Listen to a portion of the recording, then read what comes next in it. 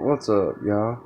I was just gonna give you a review on this Hyper Tough toolbox from Walmart for $129. You can pick up today.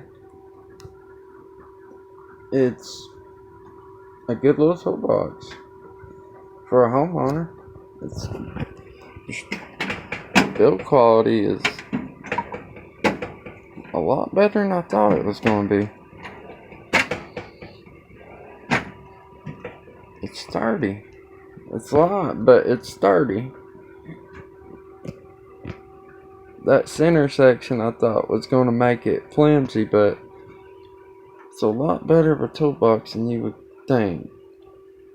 So for 120 bucks, I would say if you're in the idea of buying one, go ahead, because it's a good little toolbox. Now if you're a mechanic and you're needing a real toolbox, I'll get a US General, or if you really can afford it, get a Snap-on. Alright, we'll see.